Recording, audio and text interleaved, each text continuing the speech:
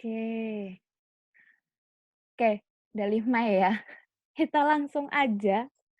Ada yang mau ditanyakan nggak?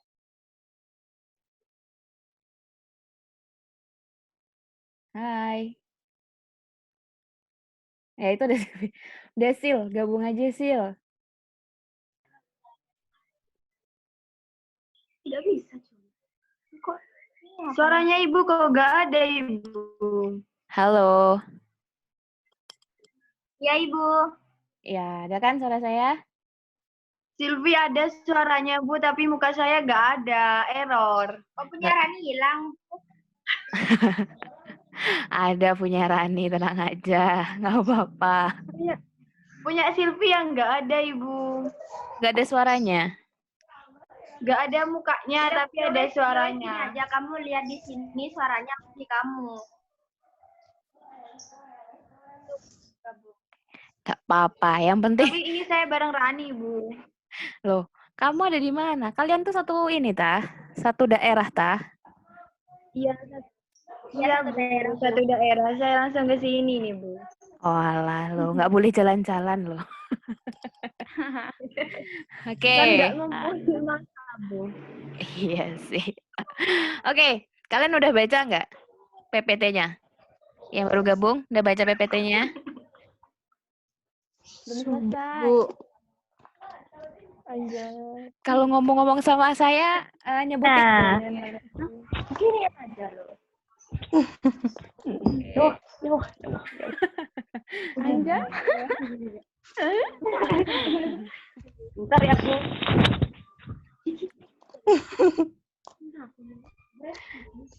Belum mangan udah nak. Bisa Ibu PPT-nya.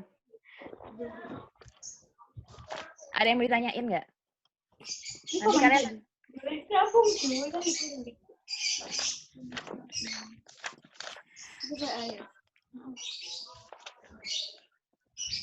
Oke.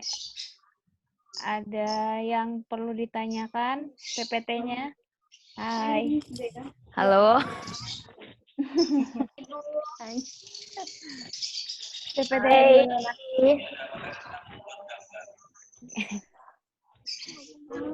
Guys. Hai. PPT-nya ada yang mau ditanyakan? Sebutin nama ya kalau mau nanya ya.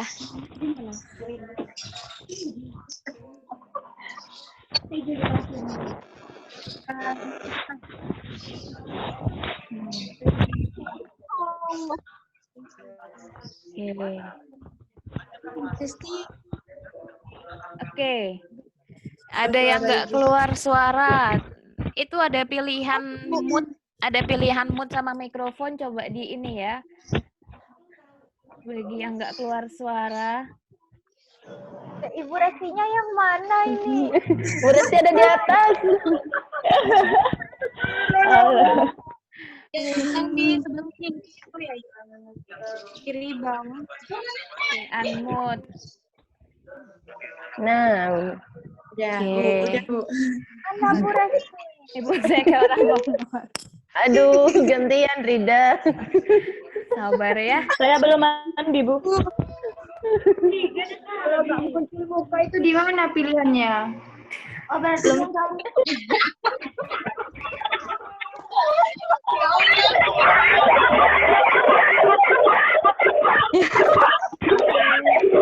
Rame banget.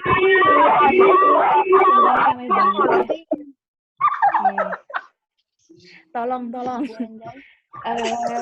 Bisa tenang sebentar. Hai. Ya, tenang ya. Saudara-saudara kelas B, tolong tenang. Iya, Ibu di sini hujan, Bu. Awas ada petir, Bu. Oke, Nuri. Nuri kenapa Nuri?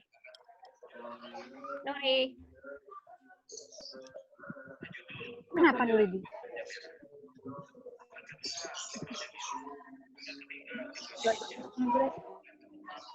Yuli.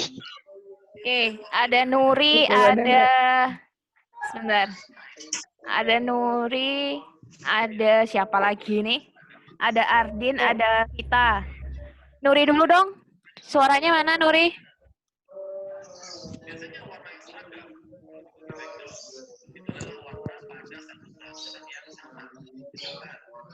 Ini kok gini ya?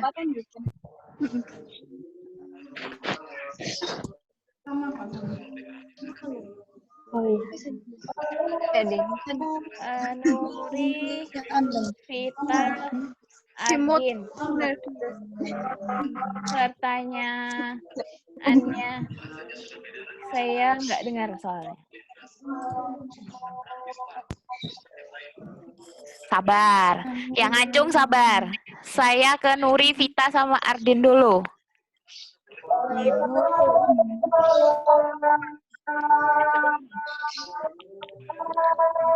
duduk apa itu?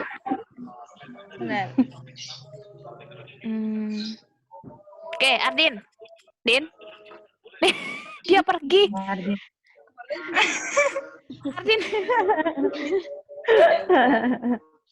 Oke. Vita. Sorry deh. Oh, boleh. Vita. Mau nanya, Ibu. Iya, Vita. Bu, mau nanya Bu yang hipotesis Bu. Iya, ini saya dengerin. Kenapa? Itu Bu, kalau misalnya hipotesisnya salah itu berarti ke semuanya itu salah juga ya Bu? Jadi gini, hipotesis itu kan dibuat untuk menjawab rumusan masalah. Nah, jadi kalau apakah hipotesis itu ditolak atau diterima, itu nggak masalah. Jadi bukan berarti ketika hipotesisnya ditolak, dia salah. Nah, jadi Kenapa kok ditolak Bu? Maksudnya itu gimana kalau ditolak Bu? kalau ditolak itu berarti hipotesis ditolak berarti kan hipotesis ada 3 macam. Ada deskriptif, asosiatif, dan komparatif. Nah, jadi kalau yang deskriptif itu kan berarti dia ada nilainya. Jadi contohnya adalah kalau saya bikin contoh tentang jam kerja di pegawai itu adalah berapakah waktu kerja pegawai. Nah, kita kan tahu ya, secara teori waktu kerja pegawai itu kan 8 jam. Berarti yang kita buat itu adalah deskriptif. Jadi waktu kerja pegawai itu H0-nya adalah jam kerja pegawai adalah 8 jam. Sedangkan H alternatifnya adalah jam kerja pegawai tidak sama dengan 8 jam. Nah, lalu kalian melakukan penelitian. Ternyata setelah diteliti jam kerja pegawai itu tidak sama dengan 8 jam. Itu nggak masalah. Berarti kan tolak H0. H0-nya salah. Tapi bukan berarti H0-nya salah, kalian harus merubah penelitian. Enggak, justru di situ dibahas. Kenapa kok H0-nya salah? Berarti kan dia tidak sama dengan 8 jam. Nah, itu dibahas. Kenapa kok nggak sama dengan 8 jam? Oke? Oh ya Bu, itu berarti dibahas setelah hipotesis ya Bu? Iya, itu nanti dibahasnya ketika analisis setelah hipotesis. Oke. Bentar ya. Kalau nanya lagi, nanti angkat tangan lagi. Saya ke Nuri dulu. Oke, Nuri. Ya Ibu, kan tadi yang maksudnya itu yang di hipotesis kerja itu maksudnya tidak ada perbedaan antara populasi dan sampel. Bisa kasih contohnya nggak Bu? Maksudnya hipotesis kerja itu kan tidak ada perbedaan antara populasi dan sampel. Jadi maksudnya itu sampel itu bisa mewakili populasi. Karena kan kita tahu bahwa populasi itu kan sifatnya dia general. Jadi ketika kita mengambil sampel, hipotesis itu kan hipotesis penelitian, itu kita mengharapkannya hipotesis yang kita ambil itu sama dengan bisa mewakili populasinya, gitu. Oke. Ini siapa? Oke. Fadila, Siti Nur Fadila. Kenapa? Pertanyaannya apa, Mbak?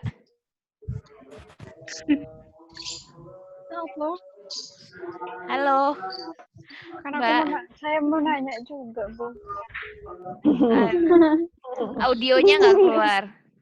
Ardin. Saya, Bu, saya. Iya.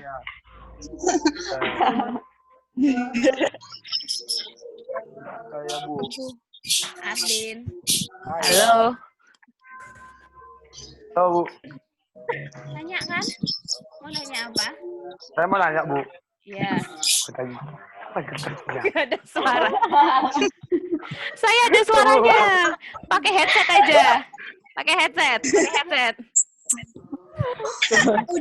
matiin audio. Pakai headset. Mana pertanyaanku kampret. Bentar. Tadi. Jurusan salah. Namanya David nimbrung. Bu mau nanya juga, Bu. Sabar. Dulu lah. Oke ya.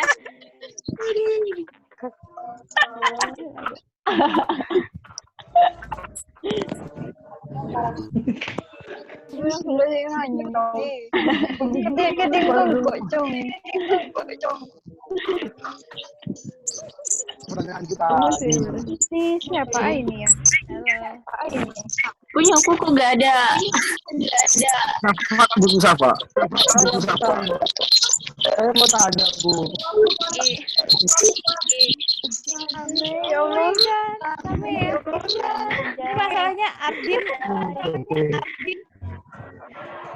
Di chat aja kalau enggak ya, Din. Sebentar.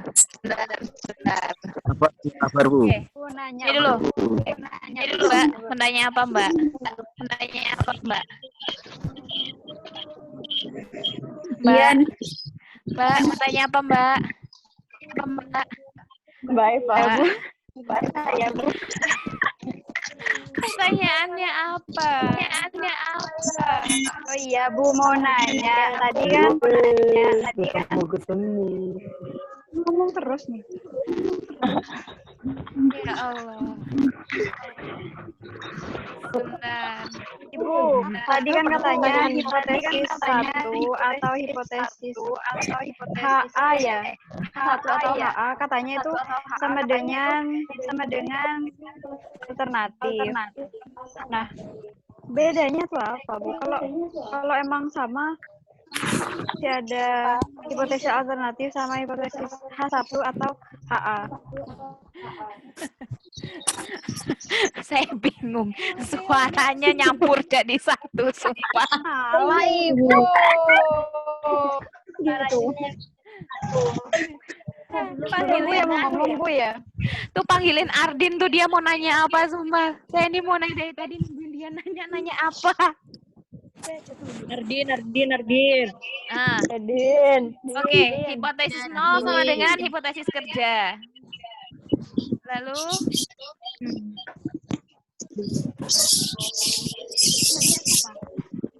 iya, Saya kan, Bu ya. Ardin. Sabar Eva, Ardin dulu. Iya, hipotesis 0 itu sama dengan hipotesis kerja. Ya. Bentar ya, saya tulis.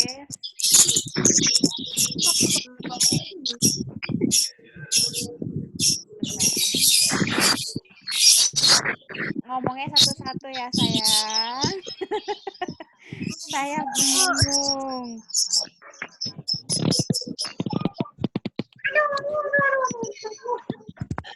Adanya Rani ikutan.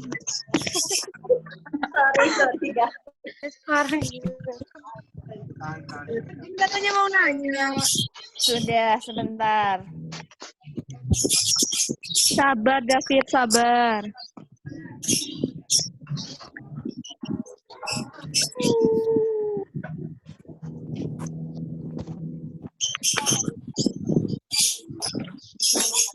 Guys, Kerja dalam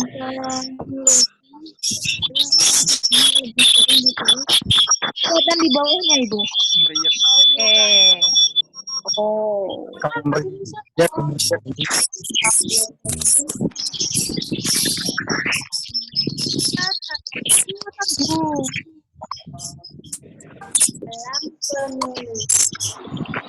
Udah dulu belum selesai.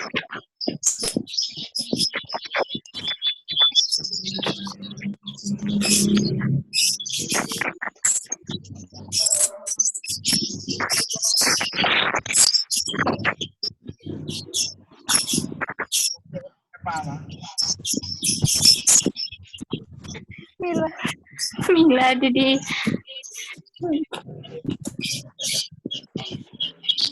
Nonton.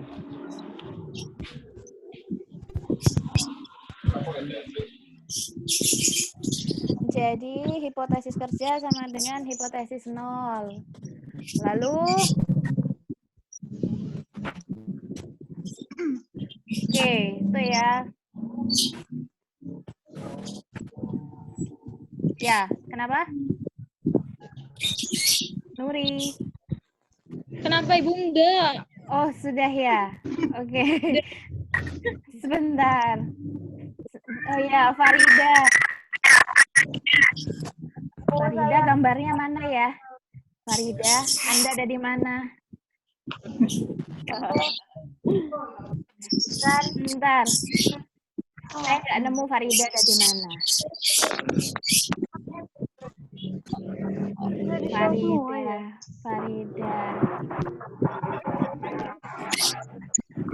Farida mana sih? Diketik aja lah Mbak ya. Farida diketik dong. Ya, Ibu. Oke. Karena Farida diketik, saya mau ke Muti. Muti mau nanya apa? Halo. Mut. Muti. Mut. Muti. Hai Muti.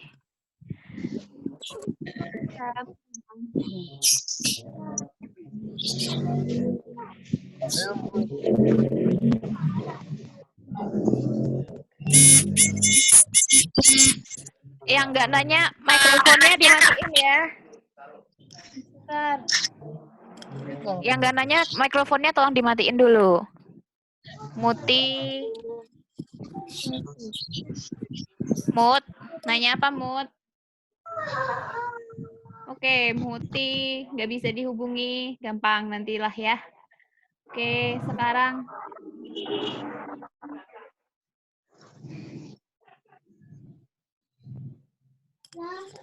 Eva mau nanya. Eva tanya apa? Eva? Bu, saya Bu. Iya, Eva kenapa?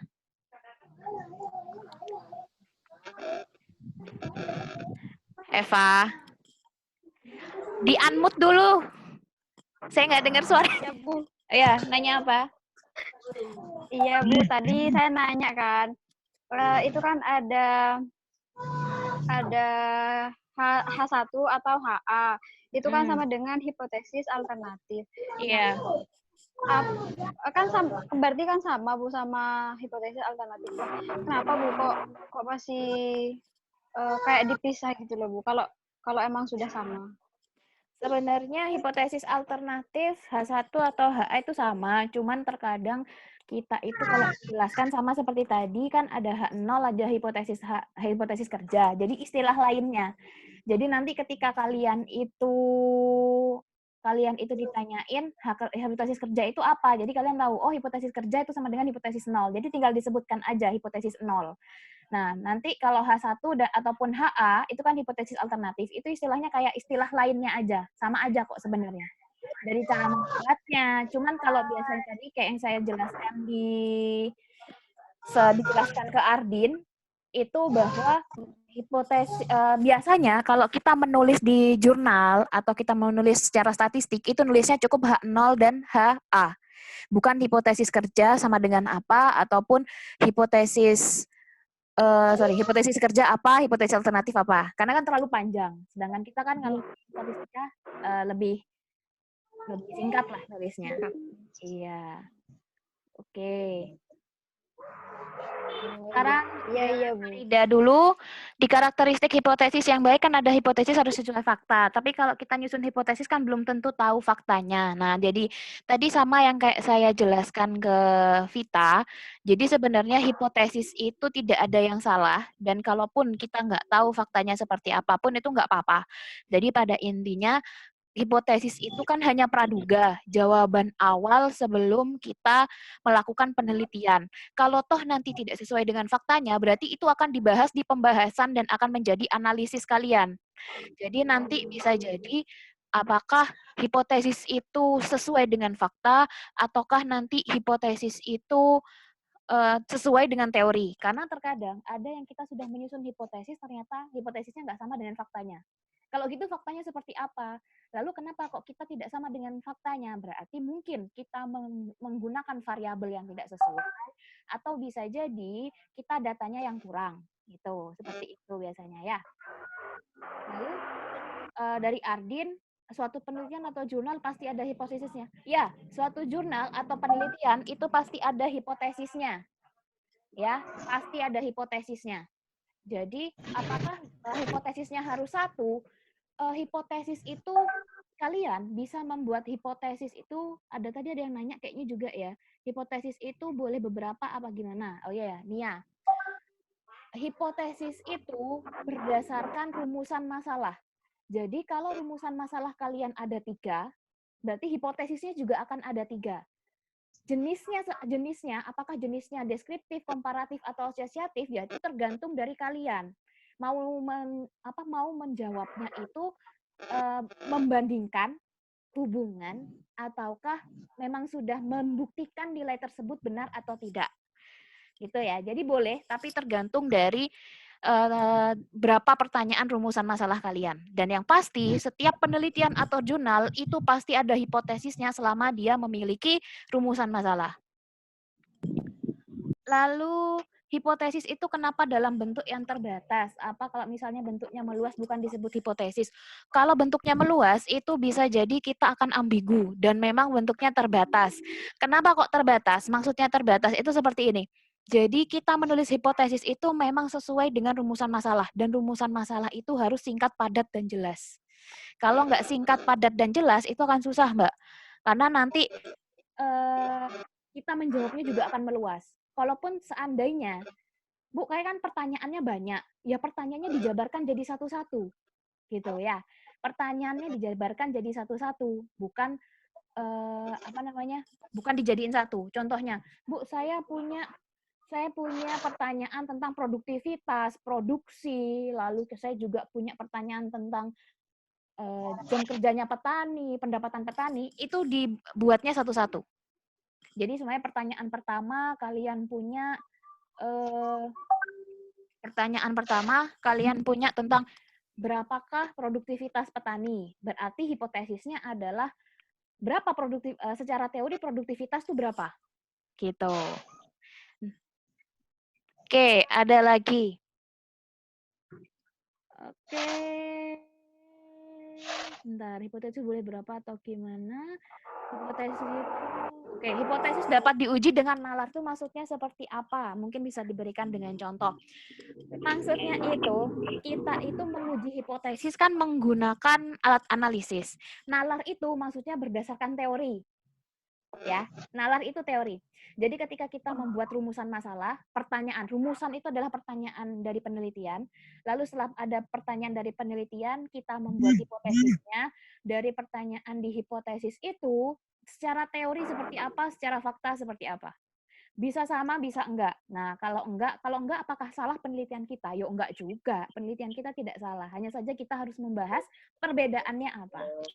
Aku mau tanya, maksudnya hipotesis harus berhubungan dengan ilmu itu gimana? Tadi, teori. Hipotesis itu harus ada hubungannya dengan teori. Jadi kalau tidak ada dasarnya teori, lah kita gimana? Bahkan kan kita kita membuat variabel saja kan ada teorinya, ya kan? Itu maksudnya.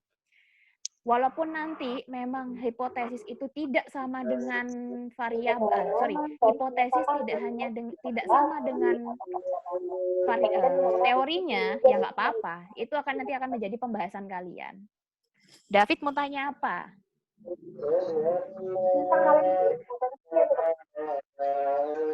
Oke. Di chat aja ya, Bu. Iya, di chat aja. David, apa tanyanya? Ada lagi yang mau ditanyakan? Oke. Ibu, kendala dalam buat hipotesis ada nggak? Sebenarnya membuat hipotesis itu gampang. Caranya gimana? Kalian tinggal melihat rumusan masalah atau pertanyaan di penelitian itu seperti apa. Jadi gini, kalau kalian ada skripsi, itu kan biasanya ada tulisan tentang rumusan masalah, ya kan? Ada rumusan penelitian. Dari situ kalian sudah bisa membuat hipotesisnya.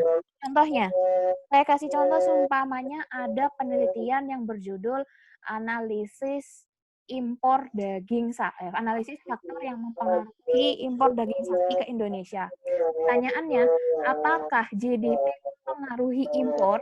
Apakah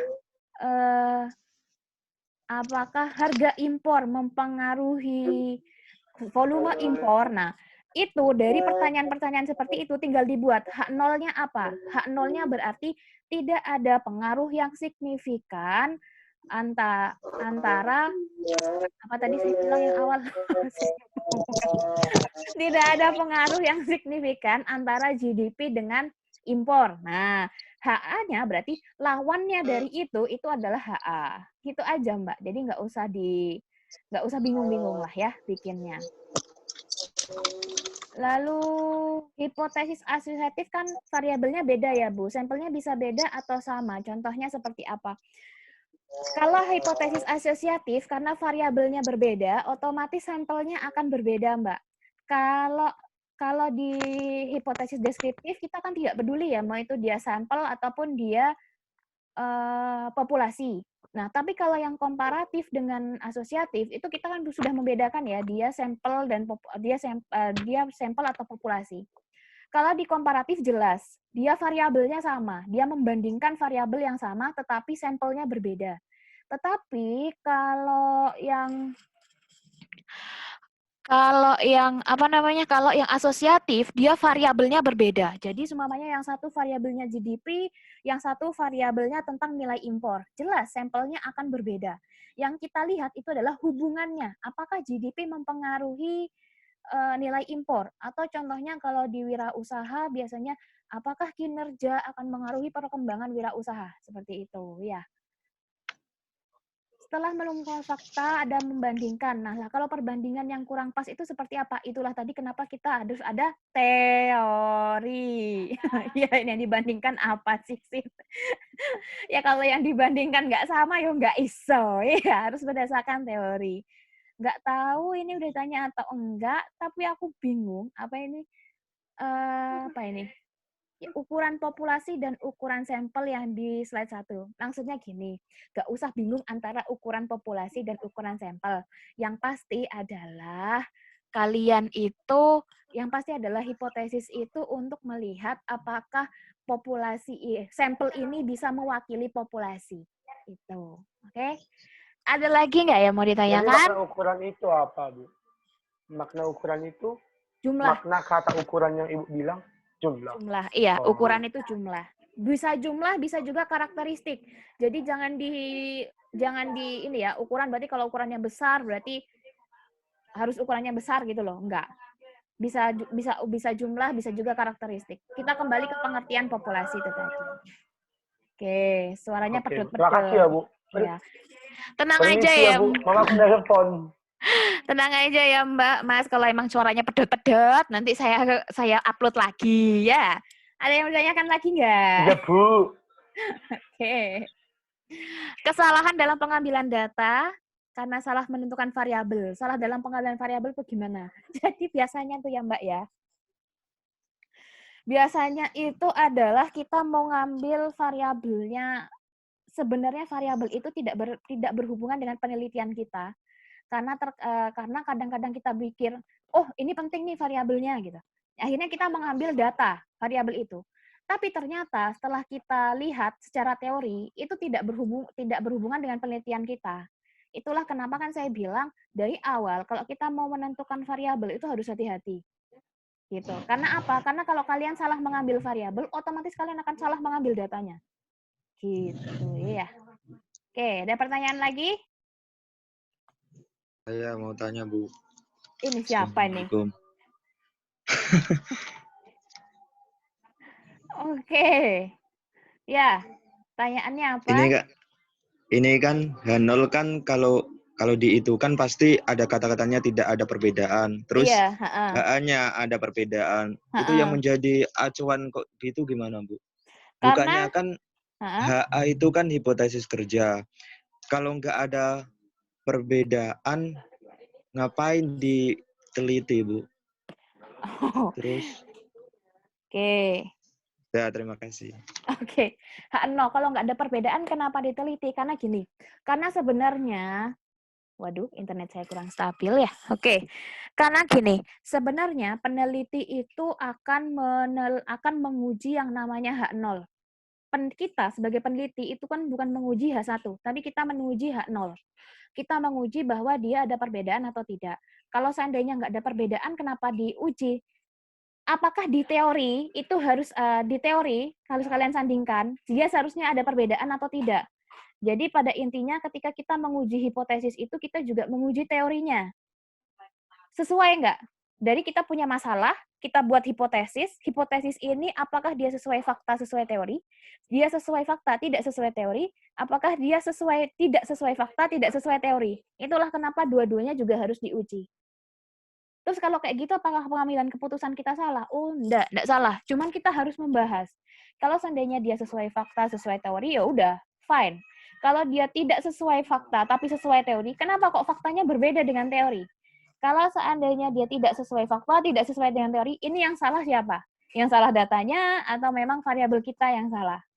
Nah, itulah kenapa kalau memang dia nggak ada perbedaan, ya kenapa harus diuji? Ataupun kenapa kita harus menguji sesuatu yang jelas-jelas jawabannya. Sebenarnya untuk memberikan jawaban pasti. Namanya juga penelitian. Berarti penelitian itu kan ada masalahnya. Kalau nggak ada masalah, ya nggak usah diteliti. Itu adalah yang saya tekankan ke kalian. Ya, kalau nggak ada salah ya nggak usah diteliti, nggak usah mengandang-andangkan masalah. Oke? Oke. Oke. Untuk pertanyaan yang lain silahkan kalian bisa masukkan ke Edmodo. Di komen di Edmodo aja. Nanti saya jawab di video selanjutnya. Dan oh ya, sebelum itu ada tugas ya buat kalian. Ada tugas buat kalian dan tugasnya individu. Silahkan nanti dikumpulkannya di Edmodo. Jam berapa, Bu? Tenang aja, nanti saya kasih tahu. Oke? Oke, selamat. Sampai ketemu lagi minggu depan. Dan ya, kayak gini enak ya, satu-satu ya ngomongnya. Tenang, nanti tugasnya ada di Edmodo ya. Oke. Dadah. Assalamualaikum warahmatullahi wabarakatuh. Waalaikumsalam warahmatullahi wabarakatuh. Terima kasih, Bu. Terima kasih, Bu.